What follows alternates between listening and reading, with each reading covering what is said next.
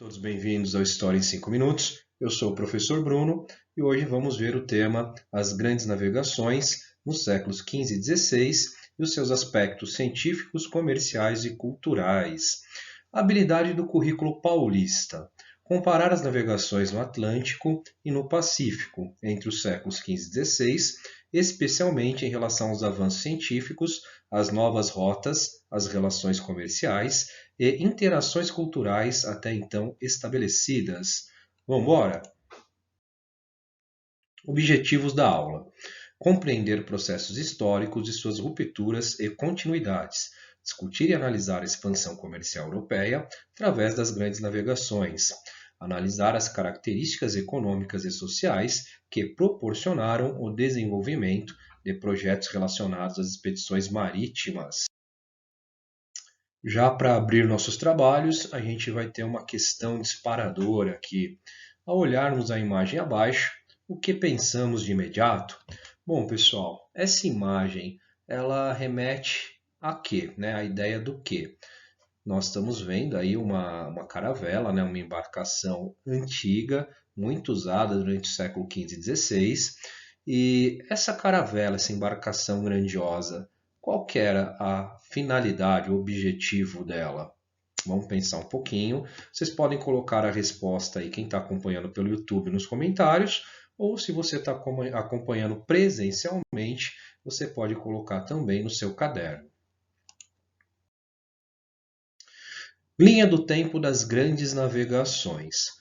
Bom, pessoal, nós temos aqui uma linha do tempo das grandes navegações. Desde 1415, no início do século XV, até o final do século XV, né? 1500, as caravelas que chegam aqui no Brasil, comandadas por Pedro Álvares de Cabral. Então nós temos aí toda essa linha do tempo, essa trajetória, e os navegantes, né, que fizeram aí esses chamados descobrimentos, entre aspas, né, descobrimentos entre aspas, porque ninguém descobre um lugar onde já tem gente morando, mas para a visão do europeu era sim um descobrimento para a visão do europeu.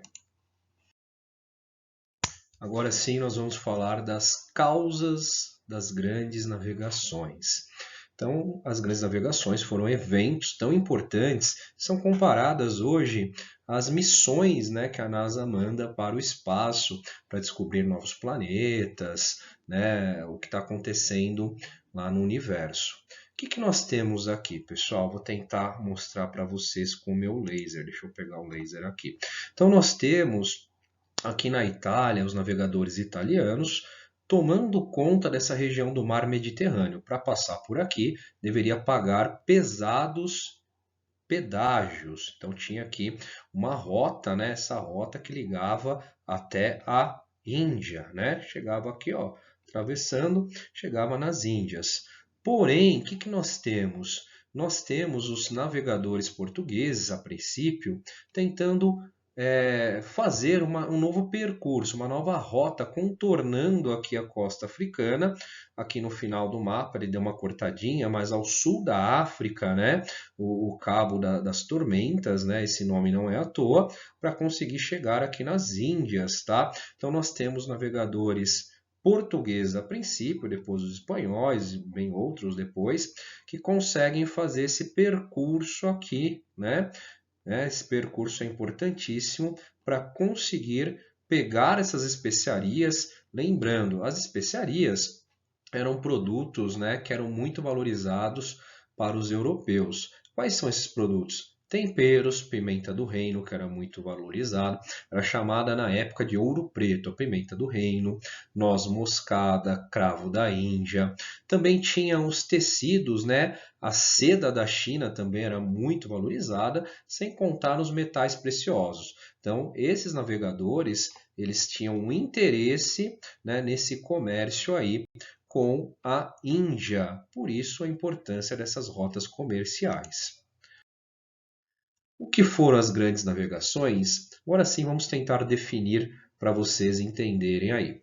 As grandes navegações foram expedições marítimas empreendidas pelos europeus no século XV e XVI. Portugueses e espanhóis foram os protagonistas das navegações, seguidos pela França, Holanda e Inglaterra.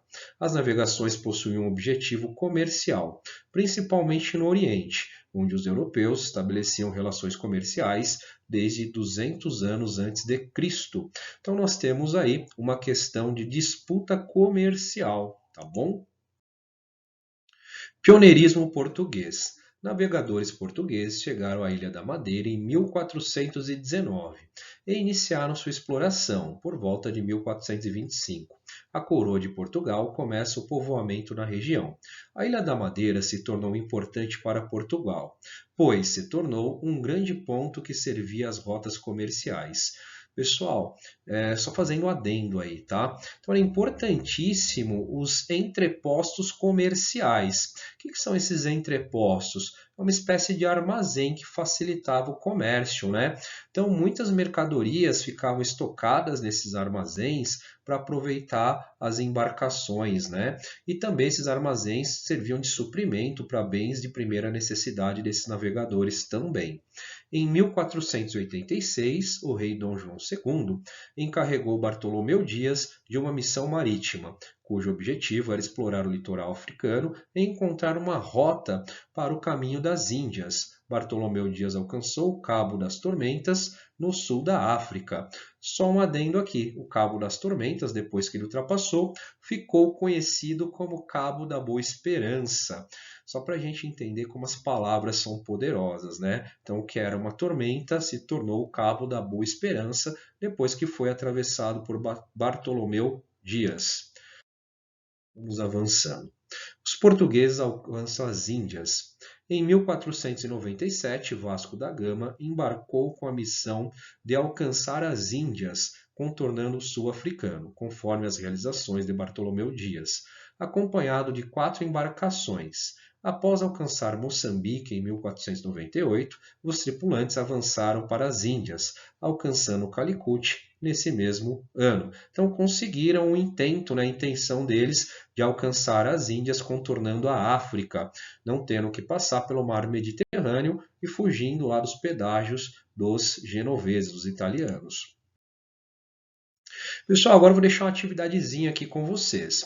Quais eram os objetivos que as expedições marítimas ou grandes navegações deveriam alcançar? Então, para quem prestou atenção nessa videoaula, né, uma questão muito fácil, muito simplória de ser respondida. Quais eram os objetivos? Né? O que eles tinham em mente se lançando essas navegações que no imaginário da época tinham monstros marítimos enormes que afundavam as embarcações, tinha abismo lá no mar, fazia com que as naus com as embarcações afundassem. Qual era o objetivo que fazia esses navegantes enfrentarem todos esses desafios? Vamos tentar responder. Para quem está acompanhando pelo YouTube, pode responder aí nos comentários do canal. Para quem está na sala de aula, pode responder no caderno. Obrigado, turminha. Realizem as atividades, tá? Não se esqueçam de encaminhar aos professores. Um forte abraço do professor Bruno.